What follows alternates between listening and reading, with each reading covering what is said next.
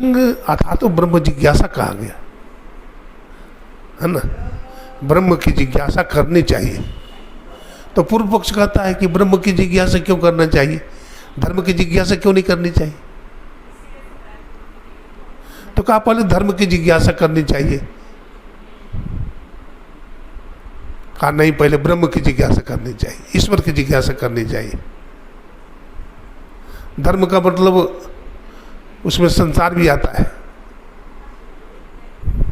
अब ब्रह्म में शुद्ध ईश्वर है।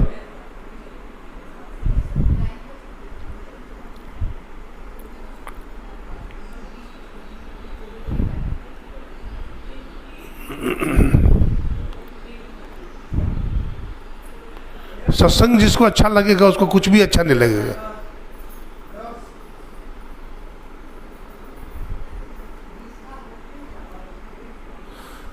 सत्संग जिसको अच्छा लगेगा उसको कुसंग अच्छा नहीं लगेगा।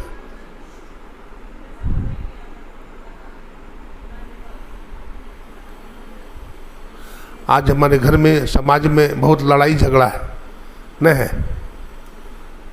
भाई भाई में झगड़ा है,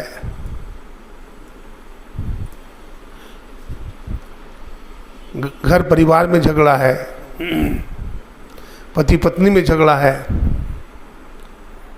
मित्र मित्र में झगड़ा है।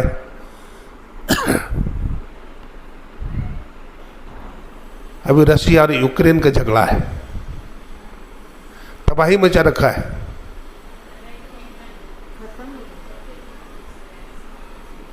अभी तो चल रहा था, कुछ दिन पहले मैंने सुना।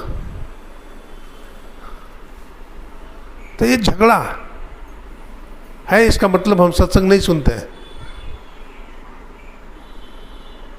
हमारा पति के साथ झगड़ा है, बेटा के साथ झगड़ा है, बहू के साथ झगड़ा है, इसका मतलब हम सत्संग नहीं करते हैं।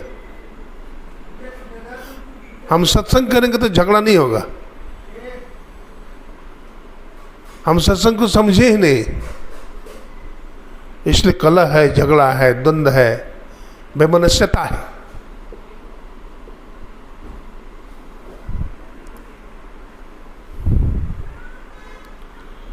सत्संग जो करेगा वो ध्यान में मन लगाएगा, क्योंकि संसार में उसका राग नहीं रहेगा। आप देखे होंगे दो तरह की लकड़ी होती है, एक सूखी लकड़ी होती है और दूसरी गीली लकड़ी होती है। सूखी लकड़ी धाई धाई करके जल जाती है और जो गीली लकड़ी है आग पर रखेंगे छन छन छन छन, वो जल्दी जलती नहीं है, उसमें राग है। संसारी आदमी, भोगी आदमी को ईश्वर नहीं मिलते हैं, उसको ईश्वर नहीं मिलते हैं। क्यों?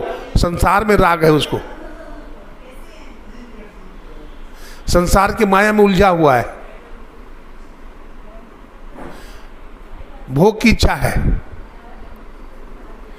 ऐसे व्यक्ति को जल्दी मोक्ष नहीं होता है। मैत्री को सुना रहा था, मैत्री को वैराग्य था। जब याज्ञवल्क्य मुनि जाने लगे और दूसरी तरफ कात्यायनी है जो संसारी नारी है, धन दौलत जिसको अच्छा लगता है, संसार का विषय भोग अच्छा लगता है। जब मुनि जाने लगे देवी मैं बूढ़ा हो गया, गृहस्थ में हमारी आयु छीन हो गई, मैंने भजन नहीं किया, सत्संग अपने जीवन में नहीं किया, हमारा जीवन बर्बाद हो गया। अब मैं थोड़ा सा भजन करके अपनी आत्मा का कल्याण करना चाहता हूं, अपना धन संपत्ति को बांट देना चाहता हूं,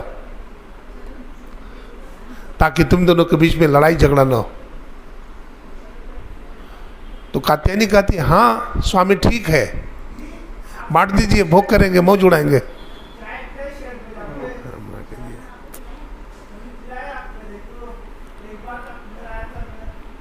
लेकिन मैत्री कहती नहीं स्वामी, जिस धन दौलत, बेटा बेटी, कुटुंब परिवार सबको छोड़ करके आप जा रहे हैं, तो क्या इस धन दौलत बेटा बेटी सब सुखी हो जाएंगे? याज्ञवल्क्य मुनि की आंख में आंसू आ जाता है, कहते नहीं देवी, नहीं भगवती, इससे सुखी नहीं हो पाओगे, इससे आज तक कोई सुखी हुआ ही नहीं है, इसलिए तू भी सुखी नहीं हो पाओगी।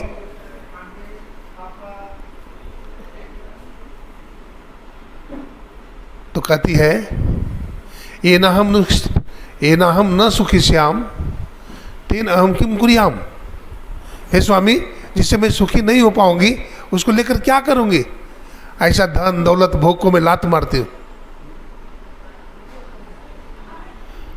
हे स्वामी, आप जिस ज्ञान के लिए मुझको छोड़ करके जा रहे हैं, बेटा बेटी को छोड़ कर जा रहे हैं, धन को छोड़ करके जा रहे हैं, हमें भी वही ज्ञान दीजिए, हमें भी वही ज्ञान बताइए। तब ऋषि क्या कहते हैं? याज्ञवल्क्य ऋषि कहते हैं न वारे पति कामाय पति प्रियो भवति, न वारे जाया कामाय जाया प्रियो भवति, न वारे पुत्र से कामाय पुत्रम प्रियो भवति, आत्मनस्तु कामाय सर्वम प्रियो भवति। है मैत्रेयी, पत्नी के सुख के लिए पति पत्नी से प्रेम नहीं करता है, पति अपने सुख के लिए पत्नी से प्रेम करता है। बैठिए बैठिए बैठिए, सत्संग में बात नहीं कीजिए, बैठिए। श्री सद्गुरु महाराज की जय। क्या कहता है? पत्नी के सुख के लिए पति पत्नी से प्रेम नहीं करता है, पति अपने सुख के लिए पत्नी से प्रेम करता है। और पत्नी भी पति से जो प्रेम करती है, पति के सुख के लिए नहीं, अपने सुख के लिए। बेटा बेटी अपने सुख के लिए माता पिता से प्रेम करता है। हे मैत्रेयी, ये संसार स्वार्थी है।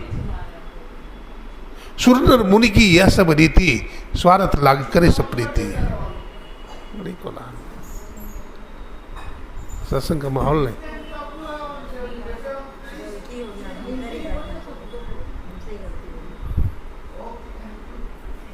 सुर नर मुनि की यह सब रीति, स्वार्थ लाग करे सब प्रीति। संसार में स्वार्थ है तो प्रेम है नहीं,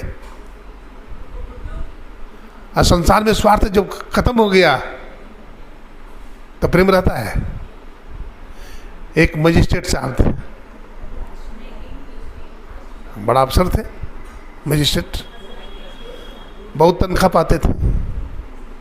बेटा बेटी बहू पत्नी बड़ी आदर करती थी। आज जब रिटायर हो गए बेचारे, पहले तो 5-6 प्रकार की सब्जियां, रबड़ी तो पापड़ तो अचार तो दही। अब जब रिटायर हो गए तो आदर कम होने लगा। आदर किसका था? पैसा का। जज साहब का आदर नहीं था, पैसा का आदर। गोस्वामी तुलसीदास जी तो हद कर दी। कहते हैं सुर नर मुनि की यह सब रीति, स्वार्थ। साधु महात्मा भी स्वार्थ के लिए प्रेम करते हैं, लेकिन जो संत हो जाते हैं वो निस्वार्थ होते हैं, वो जीव के सच्चे मित्र होते हैं। संत जीव के सच्चे मित्र होते हैं। ये भूला भटका लोग को क्या करते हैं? हाथ पकड़ करके रास्ता पर ले जाते हैं, मार्ग बता देते हैं।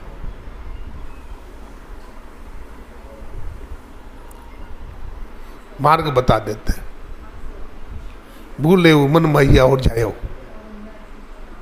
जीव भूला हुआ है संसार में, जीव संसार में भूला हुआ है, अपने को भूल गया है।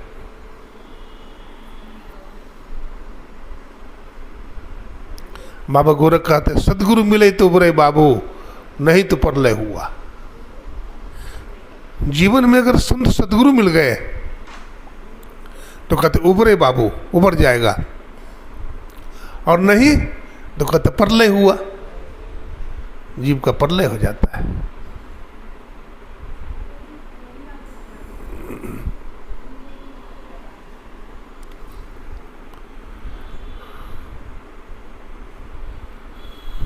रामचरितमानस बड़ा सुंदर ग्रंथ है।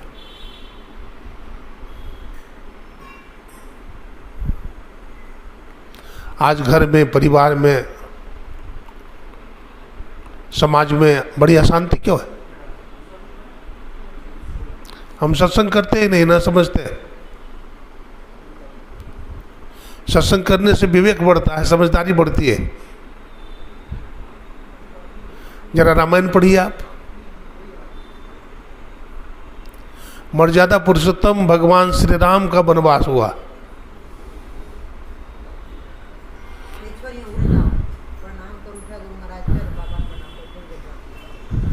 किनका वनवास हुआ? भगवान श्री राम का वनवास हो गया। तो राम जी राजा बन गए? राम जी राजा बने? राम जी राजा नहीं बने। माता पिता का आदेश पालन करने के लिए भगवान राम 14 वर्ष के लिए वन में चले गए।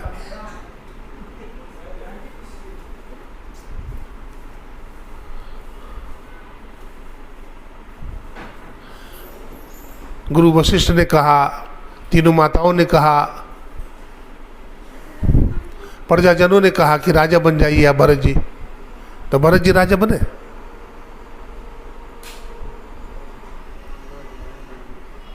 हर जगह जनमत काम नहीं करती है। देखिए भगवान राम को लौटाने के लिए कौन कौन गए? भरत जी महाराज, वशिष्ठ जी महाराज, राजा जनक और माता सुनैना, वो भी वनवास में गए थे। चित्रकूट,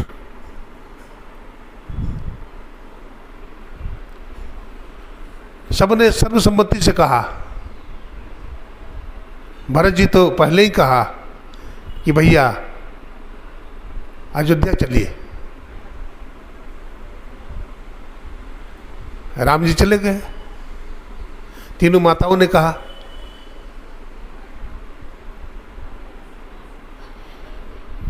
राम जी ने कहा, माता पिता का आदेश है, क्या अपने सुख के लिए माता पिता के आदेश को ताका पर रख दूं? बोलो भरत। नहीं भैया। अब देखिए, सब प्रजाजन का यही इच्छा थी, सब माताओं की, गुरुजनों की यही इच्छा थी, तो भगवान राम को लौट आना चाहिए। भगवान श्री राम ने जनमत का साथ नहीं दिया, भगवान राम ने नीति का पालन किया। नीति क्या कहती? भिड़िया धसान ने, भिड़िया धसान भक्ति ठीक नहीं है। एक गड़ेरिया भिड़िया चरा रहा था, तो दूसरा गड़ेरिया उधर से आ रहा था चराते हुए, तो एक भेड़ गिर गया गड्ढा में। तो गड़ेरिया ने गड़ेरिया से पूछा कि भाई एक भेड़ गड्ढा में गिर गया तो कितना भेड़ बचा? तो कहा गणित तो सीधा है 99। बोला नहीं, एक भी नहीं बचेगा। क्यों? बोलते हैं भेड़ चाल है, एक भेड़ गिरेगा तो सब उसी में गिर जाएगा, एक भी नहीं बचेगा। तो गड्ढा में एक भेड़ गिर गया तो कुछ भी नहीं बचता है। ये भेड़ चाल वाली भक्ति है, इससे कल्याण नहीं होने वाला है।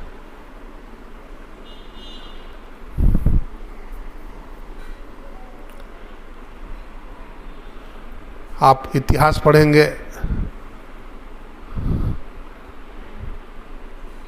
आप धर्मशास्त्र पढ़ेंगे, आप पुराण पढ़ेंगे, आप भागवत महापुराण पढ़िए, तो बड़े बड़े राजा महाराजा की कथा थी।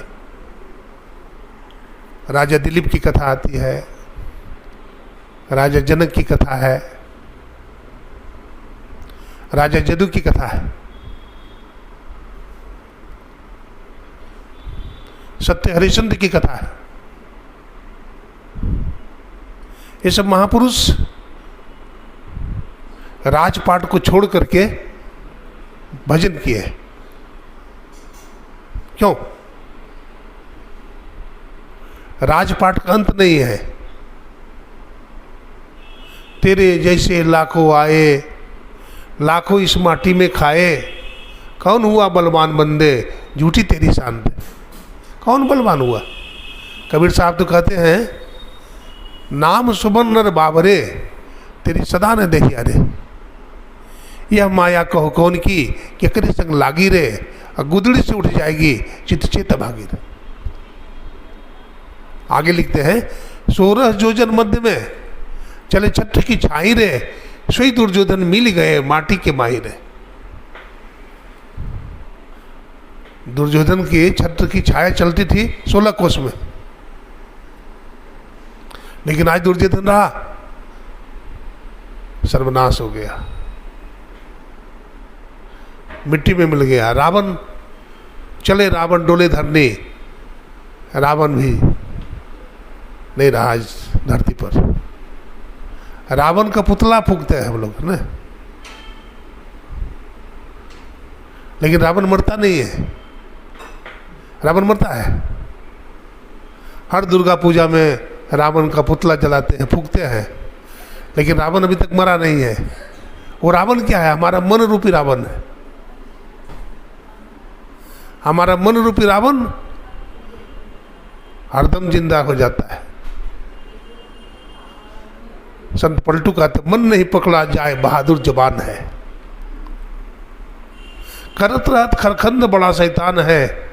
और कहते कहते कहते अरे हारे पलटू, उड़ता को सजार पंख बिनु पलक में। बड़ा चलायमान है, चंचल है मन। अभी अमेरिका में है, फिर अब 1 सेकंड में ही वापस हो जाता है। ऐसा कोई विमान नहीं निकला जो मन से ज़्यादा गतिशील हो। प्रकाश की भी गति, चाहे शब्द की गति इतनी तीव्र नहीं, ये तो मन की गति। इसी मन को काबू करना है। यह मन में जालिम जोर रे, बढ़ जाए नहीं माने, अब भागत साकल तोड़ रे, बढ़ जाए नहीं माने। फिर मन को कैसे समझावे? श्रुति कहती है, मन एव मनुष्य नाम कारण बंध मोक्षयो। मन ही बंधन का कारण है और मन ही मुक्ति का कारण है। तो आप कहेंगे मन बंधन भी देता है और मन मुक्ति भी देता है, ये कैसे होगा? या तो बंधन नहीं दे या तो मुक्ति नहीं दे। कहते नहीं भाई, सत्संग में लगा हुआ मन हमें मुक्त कर देगा और भोग में लगा हुआ मन हमारा दुर्गति कर देगा। वो हमारा शत्रु है। आप कहेंगे कैसे? देखिए एक उदाहरण देता हूं। किसी को छत पर चढ़ना हो तो क्या करेगा? सीढ़ी लगा देगा दीवार से, छत पर चला जाएगा। अब वही सीढ़ी को अगर कुआं से लगा देगा तो कुआं में उतर जाएगा। तो सीढ़ी एक, काम दो। मन एक, काम दो। सत्संग में लगा हुआ मन हमारा मित्र है और कुसंग में लगा हुआ मन हमारा शत्रु।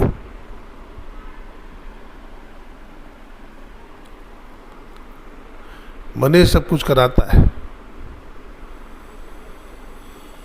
मन ही चढ़ावे, मन ही बुढ़ावे।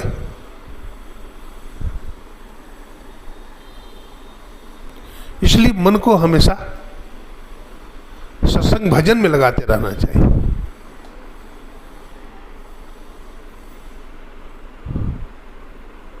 मन को अगर हमें सत्संग भजन में लगाएंगे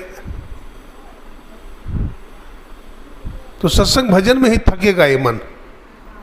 संसार में कभी थकेगा नहीं, आज तक मन किसी का थका नहीं, भोग में नहीं थकेगा। रोगो भोगो भयम। कोई कहेगा कि भोग से तृप्ति मिल जाएगी, नहीं मिलेगी। भागवत महापुराण में कथा आती है राजा जदू की। राजा जदू की हजारों रानियां थी। एक एक राजा के बहुत सारे पत्नियां होती थी। जब भगवान श्री राम को विश्वामित्र मुनि ले गए जनकपुर धनुष यज्ञ में, तो बड़े बड़े लोग थे, धनुष तो तोड़ने की बात तो दूर है, हिला भी नहीं सका। भगवान श्री राम ने धनुष को तोड़ा था।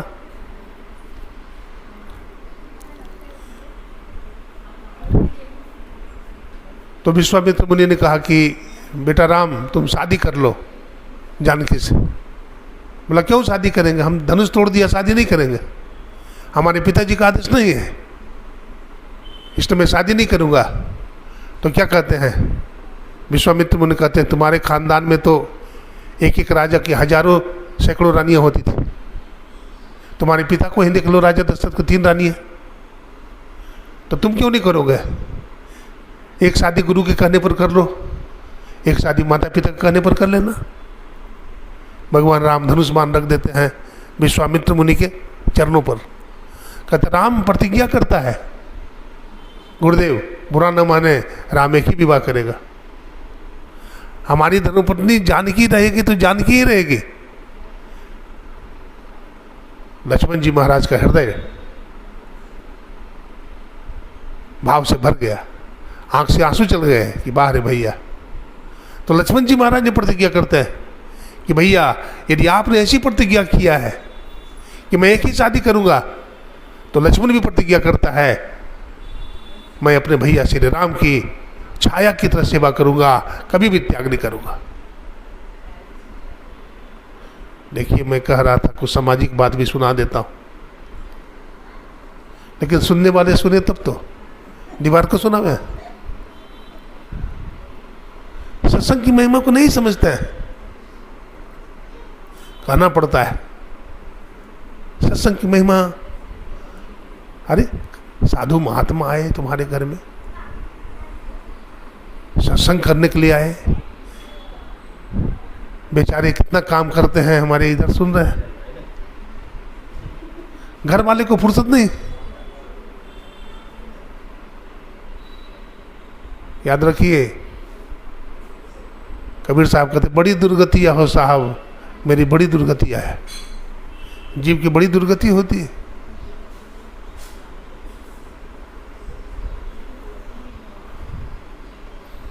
मैं कह रहा था प्रभु श्री राम की बात। जब प्रभु श्री राम वन में चले गए, अब भरत जी महाराज कैसा भाई था, लौटाने के लिए गए, अपने माई को डाइन कह दिया। जब पता चला कि कई ने भगवान राम को वन में दे दिया है, हमारा भैया हमारा भाभी नहीं दिखता है, हमारा छोटा भाई लक्ष्मण नहीं दिखता है, क्या बात है? पता चला कि कहीं बोलती है मैंने वनवास दिया, तुम्हें राजतिलक, तुम्हारा राजगद्दी। कहा डाइन, महारानी तो हमारी माँ नहीं, भरत तुम्हें कभी भी माँ नहीं कहेगा। अरे भरत राजा कैसे हो सकता है? भरत तो राम का नौकर है, सेवक है। जिस रास्ते से भगवान राम गए हैं उस रास्ते में मैं पैर नहीं रखूंगा, क्योंकि सेवक का धर्म वो नहीं है, मैं राम का सेवक हूं। और सेवक का धर्म क्या है? सिर भर जाऊं असबल बोरा, सबसे सेवक धर्म कठोरा। जहां जहां प्रभु श्री राम के चरण पड़े हैं वहां भरत का सिर रहेगा। कैसा भाई? आज भाई में भाई बंटवारा करता है ना, भाई का भाई हड़प लेता है, बंटवारा करता है।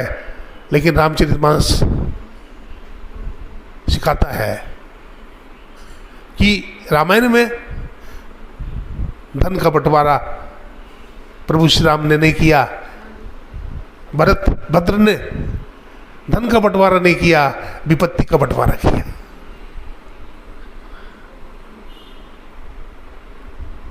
भैया आप लौट जाओ, अब मैं वनवास में रहूंगा। देखिए भाई भाई में धन का बंटवारा नहीं है, भाई भाई में विपत्ति बांटे। एक भाई दूसरा का विपत्ति बांट ले वो भाई है, न कि एक भाई का दूसरा भाई हड़प ले। आप उदाहरण देख सकते हैं, रावण ने विभीषण को लात मार दिया, राज्य से बाहर कर दिया। बाली ने सुग्रीव को की पत्नी का हरण कर लिया, लात मार करके भगा दिया। लेकिन भरत जी धन्य है, कैसे भाई है, अपने भाई को बुलाने गए, विपत्ति बांटने के लिए गए। जब वन में हैं प्रभु श्री राम शिला पर बैठे हैं, बड़ी शांति में है भगवान। वन देवी आती है और हाथ जोड़ के कहती है, प्रभु मैं वन देवी हूं और मैं आपकी सेवा करना चाहती हूं। प्रभु श्री राम कहते, माँ क्या सेवा करोगे? कहा, आप वन में जो आए हैं आपको बहुत कष्ट है और 14 वर्ष के लिए वन में आए हैं। प्रभु श्री राम हंसते हुए कहते हैं, माँ तुम्हारे वन में तो बहुत सुविधा है, कितने फल हैं, खाने के लिए बहुत सारे कंदमूल फल हैं, पीने के लिए झरने का पानी है, बैठने के लिए पत्थर की शिला है, रहने के लिए पर्णकुटी है, आप क्या सेवा करोगे? नहीं नहीं प्रभु, कुछ सेवा बताएं। प्रभु श्री राम चित्रकूट में हैं, क्या बोलते हैं, माँ हमारा भाई भरत हमसे मिलने के लिए चित्रकूट आ रहा है।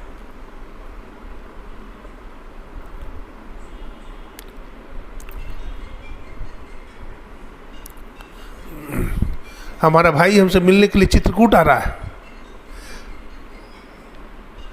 तुम कांटे को हटा देना रास्ते से। कहा, कांटे को हटाने का मतलब क्या?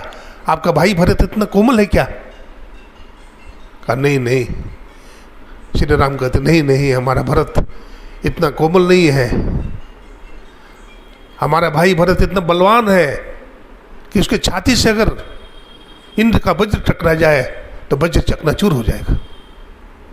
तो फिर आप ऐसा क्यों कर रहे हैं कि कांटे को रास्ते से हटा लेना? का ऐसा इसलिए कहता हूं क्या हमारा भाई को जब पता चलेगा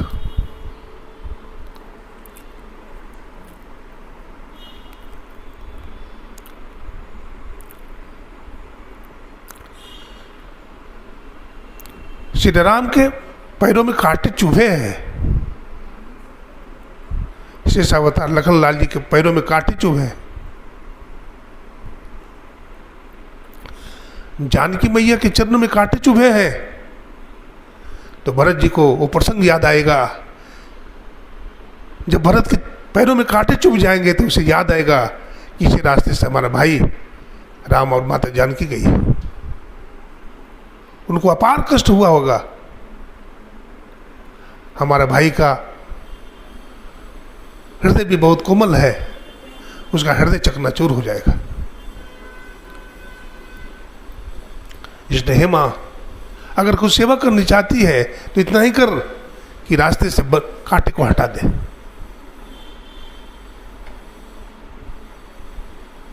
देखिए कितना प्रेम है भाई भाई में। रामायण प्रेम और भाईचारे का ग्रंथ है। राम जी कहते हैं भरत राजा बनेगा, भरत बोलते हैं राम जी राजा बनेंगे। बारे भाई, सबका समर्थन है, राम जी को भी और भरत जी का भी सबका समर्थन है, लेकिन कोई राजा बनने के लिए तैयार नहीं है।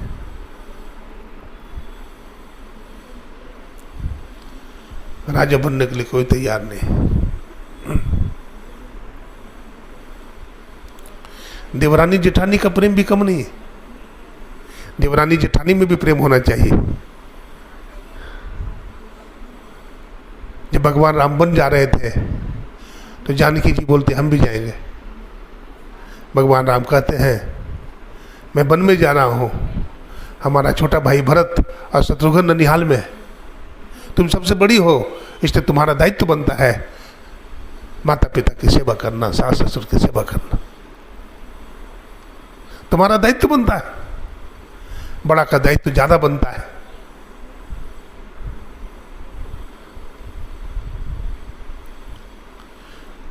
कैसा रामायण है।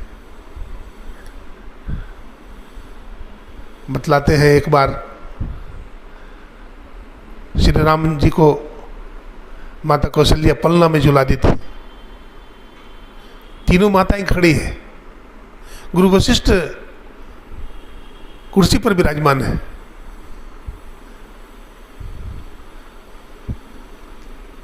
लक्ष्मण जी रोने लगे, रो रहे थे, तो माता कौशल्या क्या करती है, लक्ष्मण जी को राम जी के बगल में लिटा देती है। तो लक्ष्मण जी बहुत जोर जोर से रोने लगते हैं, चुप ही नहीं होते। माता सुमित्रा कहती है, गुरुदेव हमारा बेटा बहुत रो रहा है। क्या बात है, क्यों रो रहा है? संत सब जानते हैं, संत न जाले बोल और चाल, वो तो परखे अंतर की हाल। गुरु वशिष्ठ अंतर्यामी थे, सब जानते थे। उन्होंने क्या किया, लक्ष्मण जी को गोद में उठा लिया और प्रभु श्री राम का चरण के पास उनको लिटा दिया और राम जी का अंगूठा उनके मुख में डाल दिया। लक्ष्मण जी महाराज चुप हो गए, मुस्कुराने लगे, मुस्कुराने लगे, मानो लक्ष्मण जी कह रहे कि भैया के बगल में मैं नहीं सो सकता, मैं तो भगवान के चरणों में ही सोऊंगा। लक्ष्मण जी चुप हो गए।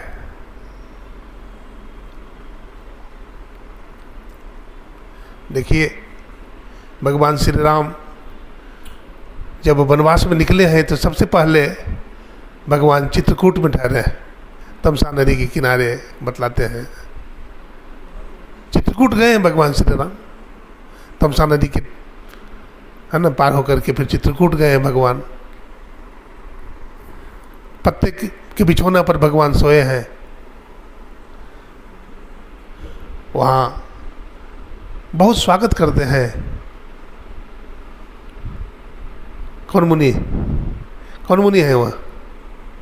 भारद्वाज, भारद्वाज मुनि बड़ी सेवा करते हैं।